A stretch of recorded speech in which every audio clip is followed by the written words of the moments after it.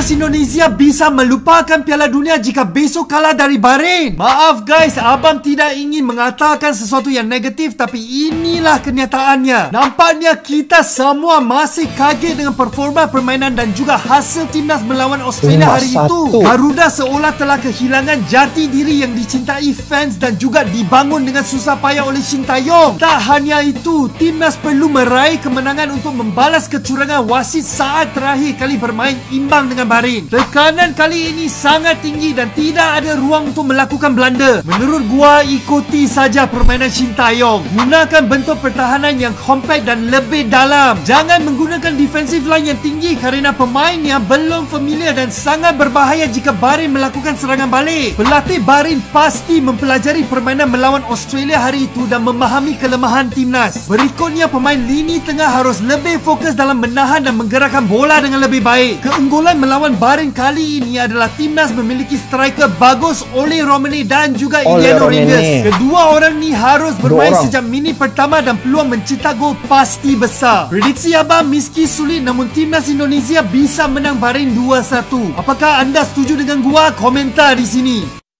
Saya setuju kalau esok perlawanan ketika berlangsung ya di Gelora Bung Karno, ini satu ruang dan juga suasana yang banyak pendukung-pendukung Timnas Indonesia memberi harapan, memberi support ya, yang memenuhi satu stadion ini pasti akan menyuntik semangat para pemain. Sungguh pun sebelum ini Indonesia dikalahkan oleh Australia.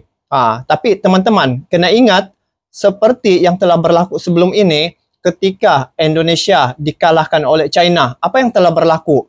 Ketika dikalahkan China, Indonesia bangkit ketika menghadapi perlawanan seterusnya, yaitu menghadapi Arab Saudi. Di situ Indonesia menghajar habis timnas Arab Saudi sehingga mencetak 2-0. Arab Saudi tidak dapat memperjuangkan ataupun membolosi pertahanan timnas Indonesia saat itu. Dan ini adalah satu gambaran bahwa pemain-pemain Timnas Indonesia ini sebenarnya mereka ada kalanya mereka menampilkan satu suasana yang cukup menarik ya, yang memberi satu kepuasan kepada pendukung-pendukung ataupun fans Timnas Indonesia. Namun ada kalanya mungkin kerana ya faktor chemistry sesama mereka. Mungkin itu salah satulah yang menyebabkan untuk pemain-pemain ini belum lagi ada keserasian. Karena bayangkan ketika menghadapi Australia baru-baru ini, baru berapa hari? 3 hari atau 2 hari, itu sejak masa yang diperuntukkan ataupun masa mereka bersama-sama ya untuk mewujudkan keserasian sesama pemain-pemain Timnas Indonesia itu. Sedangkan dalam Timnas Indonesia ini, pemain-pemain ada Ole Romene, ada Max Hilgers, ada beberapa pemain seperti Kevin Dix ya, dan yang paling menariknya di sini, penampilan mereka ini adalah penampilan yang sebenarnya sebelum ini tidak ada dalam Timnas Indonesia. Jadi saya masa itu beranggapan bahwa apabila pemain-pemain baru ini gabung ya, dari pihak lawan mereka tidak dapat membaca strategi ya, bagaimana perlawanan ataupun permainan mereka. Tetapi esok adalah penentunya. Karena apa? Kalau sebelum ini Indonesia sudah menampilkan satu perlawanan bersama dengan Bahrain, ketika itu Indonesia bisa ya mendahului timnas Bahrain. Jadi esok adalah satu peluang untuk Indonesia membuktikan bahwa negara pencinta sepak bola ini akan memenangi perlawanan menghadapi Bahrain. Lagi-lagi pun sebelum ini kan Indonesia dicurangi oleh Bahrain. Sudah pasti itu satu perkara yang akan membakar semangat timnas Indonesia ya, pemain-pemain timnas Indonesia untuk bangkit ya. Sebelum ini mereka dicurangi, mereka diperlekehkan. Nah, ini di kandang sendiri sudah pasti dengan adanya penambahan pemain ya, yang sudah pernah berhadapan dengan Bahrain dan tahu sudah bagaimana ulah mereka. Jadi ini adalah satu keputusan yang harus Indonesia memenangkan perlawanan itu. Tidak ada masalah dari segi pemain ya. Ole Romene sudah bisa bermain. Ratnar ya ataupun Wak Haji pun bisa bermain. Ini adalah satu tim yang sudah wujud chemistry sesama mereka. Nah, kalau dikatakan mungkin strategi coach berbeda, saya rasa itu bukan jadi masalah. Tetapi dari segi bagaimana mereka berhadapan dengan tim yang sudah pernah mereka lalui. Jadi poinnya di sini, Indonesia harus memenangi perlawanan esok karena pertama, Indonesia berada di kandang sendiri. Kedua, Indonesia sudah mempunyai pemain-pemain yang mempunyai level yang cukup baik. Dan dari segi kepelatihan pun mereka sudah ada pelatih baru yaitu Peter Kluivert. Dan saya lihat ya Alex Postur yang banyak berbicara ketika perlawanan menghadapi Australia baru-baru ini guys. I know, Habibi, I must say, I'm ini Bahrain. watching too many games of Indonesia. Every time too new one. Diorang pun bersiap siaga ya. Not from Indonesia. Coming from Poland, coming from England, coming from Wallah, Habibi, you have 300 million people and you are bringing players from Holland, Habibi. Okay, that's good, but we respect them too much and believe me, I don't take care about this game, what you play against Australia. This is not a real picture of your team. We know that we are coming full respect, but we are coming with full confidence in the game. Ingat guys, mereka datang nih adalah untuk mencari kemenangan. Tapi ya teman-teman jangan khawatir ya. Untuk jangka masa yang pendek nih, saya lihat ya, federasi memang banyak membawa pemain-pemain keturunan ya ataupun pemain yang dinaturalisasi. Ini adalah untuk jangka masa yang pendek ya, sambil federasi mungkin ingin mencari bakat-bakat yang baru ataupun ingin menyerapkan skill transfer ilmu kepada generasi baru. Sekarang yang saya lihat Coach Sintayong dia melatih pemain-pemain generasi muda ya. Lepas tu di peringkat senior mereka pasti akan menyerapkan teknik yang ada pada timnas utama mereka kepada generasi muda. Jadi untuk saat ini Indonesia sudah berada di landasan yang betul.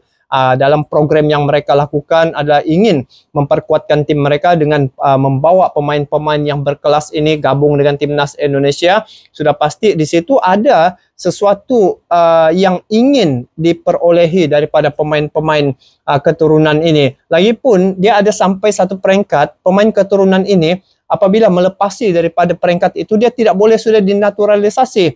Jadi inilah ruang untuk Indonesia mengambil sebanyak mungkin ya ilmu ataupun transfer skill ya kepada generasi muda ini.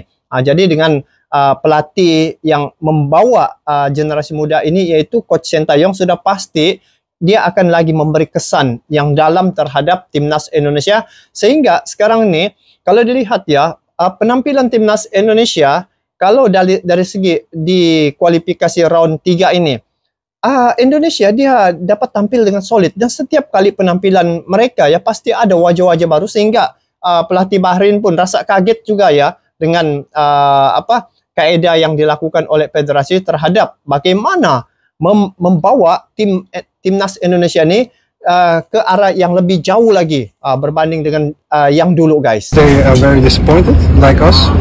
But stand behind the team. My advice to the fans. Of course, they are very disappointed, like us. But stand behind the team, and for sure we get a positive result. So the target on the win. Of course, always target. On the win, 100%. Wah, tengok ini sudah diklarifikasi oleh coach sendiri ya, yaitu Peter Kluivert ketika menghadapi Bahrain. Mungkin dari segi bagaimana dia membuat strategi, dia sudah melihat bagaimana cara untuk mengatasi Bahrain. Dan bila melihat sebelum ini ya, Indonesia ketika berhadapan dengan timnas Bahrain ya, dari segi penguasaan bola, Indonesia bisa menguasai bola tahu. Begitu juga hal yang telah berlaku ketika menghadapi Australia baru-baru ini. Dari segi penguasaan bola, Indonesia banyak menguasai bola ya. Dari segi passing pun Indonesia yang lebih mendahului. Pokoknya dari segi keseluruhan Indonesia yang menguasai permainan itu. Tetapi bedanya hanya selisih gol saja. Itu sejak yang bedanya. Dari segi penampilan Indonesia kalau teman-teman lihat ya penampilan timnas Indonesia, lihat saja di babak pertama cukup cantik. Tetapi mungkin disebabkan Australia ini dia sudah mendahulu ya mencetak jaringan, mungkin dari segi mental para pemain juga terusik di situ. Jadi mungkin itu adalah salah satu faktor yang menyebabkan fokus itu kurang. Yang penting sekarang ini adalah fokus untuk timnas Indonesia bagaimana membawa ya kemenangan pada perlawanan menghadapi Bahrain ini. Sudah pasti ya dengan hadirnya beberapa pemain oleh Romeni, lepas tu ada kiper dari yang pernah bermain di Serie A ya.